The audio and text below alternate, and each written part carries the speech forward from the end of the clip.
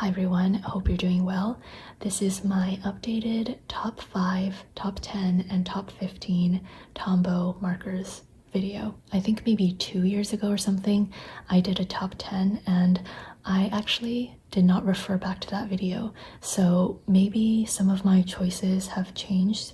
Maybe it's the same. If you came here just to find out what my top 5, 10, and 15 markers are, here it is. You can just take a screenshot and use it as reference. For the rest of the video, I'm basically going to go through each color and kind of talk about how I would actually use all of these colors together in a doodle. Even with just like 5 colors, you can do a lot with it. So I will give you some tips and tricks. So before I get started, I do want to mention something that I noticed recently. So there are a few colors that I really love, to the point where I bought seconds and thirds. So for example, I have 2 different 772s, and what I have noticed is that the colors are actually different. I don't know if the camera will be able to pick it up, but do you see how this one's a little bit lighter? And these are both supposedly the same color. I'm not sure if it's because of just like maybe one marker is older and the ink kind of oxidizes as time goes on. I'm not sure.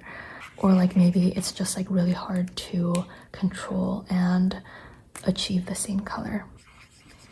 Yeah, this one I feel like is pretty much the same. These are 2 different 992s. I feel like the right side is much darker and a little bit more yellow leaning, whereas this one is lighter and more reddish. And then lastly, this is 912. Whoops. Maybe I'm just crazy and nobody is seeing the same thing. This one is pretty much the same.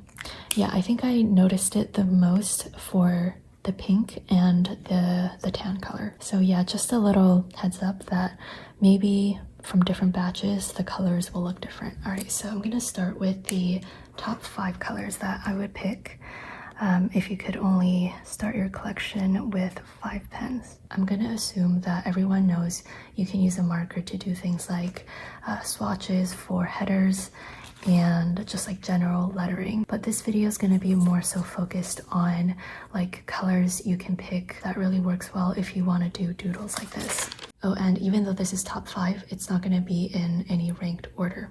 So starting with 772, which is a pink. This has been one of my favorite colors for years, and it is a really nice muted dusty pink. This pink works for things that are pink, obviously, but also it works really well for things that are red. So I often use this to draw things like strawberries, cherries, apples, roses, things like that. Also, if you draw like cute faces, either people or objects, this is a really good color to add some little blush marks. I think I have repurchased this color 2 to 3 times because I just use it so often. The next one is 991, which is kind of scrubbed off, which goes to show how much I use it.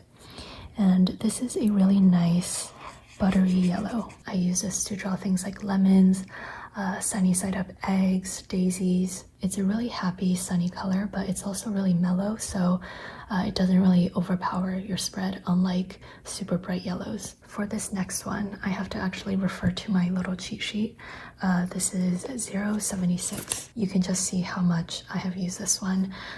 This is one of my favorite greens. For greens, I tend to like warmer greens. I just find warmer greens to be a little bit more versatile, and yeah, I use this for everything from drawing leaves, trees, landscapes, kiwi, frogs, just like the most random assortment of stuff. And I especially use this a lot during the autumn season.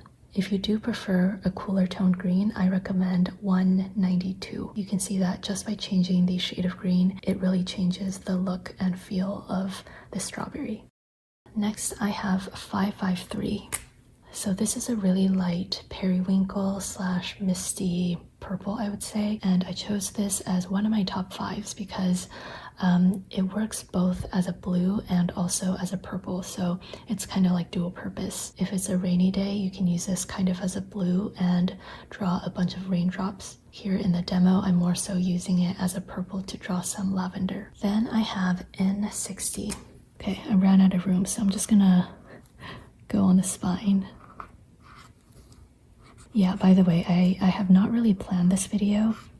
I did take some time to like pick out the colors, but I have not really planned what I'm gonna say. So I do apologize if this is all over the place. I don't really know what I can say about this one. N60 is just a really nice kind of mid-tone, more towards light gray. I suppose you can use this to doodle things like rain clouds or something, but I don't really have like specific purposes for this one.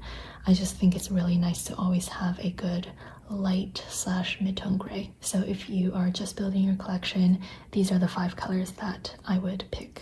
So let's say you want to expand your collection, or you just have a little bit more room in your budget. These would be the top 10 that I would pick. I'm gonna kind of go in rainbow order again, so starting with 772.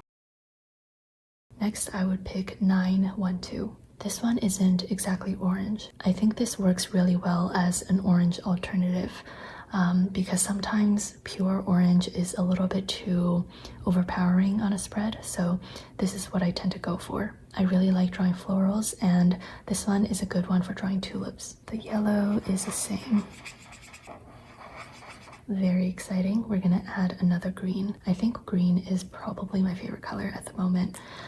This is 098, and it is also a kind of olive toned green, and it is noticeably darker than 076. So oftentimes what I would do is use 076 to do the base layer, and then I let it dry. Then I use 098, this darker olive color, to add little details. For example, grass, bushes, trees, leaves, stuff like that. If you're, for example, drawing a bunch of flowers, using this lighter green and darker green is a really good way to add some dimension and depth. This one stays the same.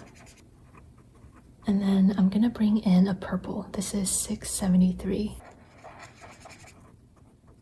This is definitely kind of like a pinky purple rather than a blue purple. If you prefer a blue tone purple, that is totally valid. I just really like this color and I use it often for drawing florals. This gray stays the same. Then I have N49. This is a very dark, I think warmer gray. So I don't actually really like Tombow's black marker. I generally prefer using like the Tombow Fudenosuke brush pen if I want something black. But I do like having this like really dark gray.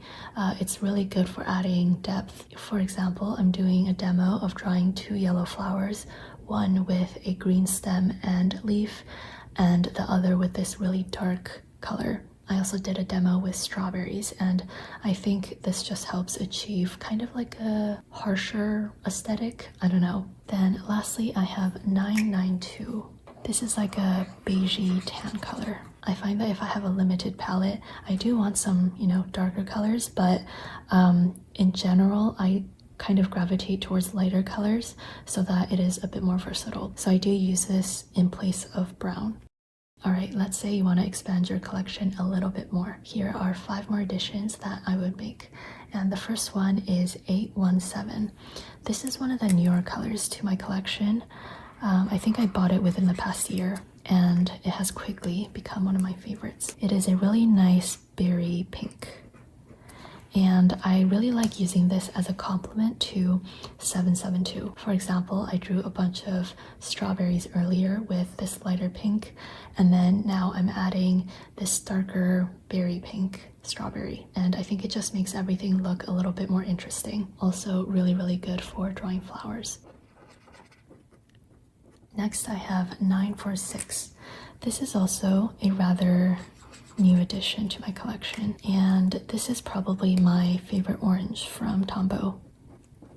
I don't have much to say about this. I just feel like if you want an orange in your collection, this is the one that I would go for. It really does a good job of just brightening up the page. We are adding another green. This is 177. And as you can see, it is very dark. Because we have more room to play with now, what I like to do is have a darker and lighter version of a single color. I don't follow this on purpose, but you can kind of see like I have 2 different pinks, one dark, one light, orange / yellow. I guess I have 3 greens, but it goes from light to dark.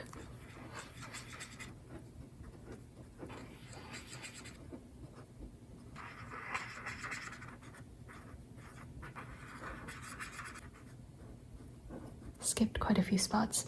The next one is N79.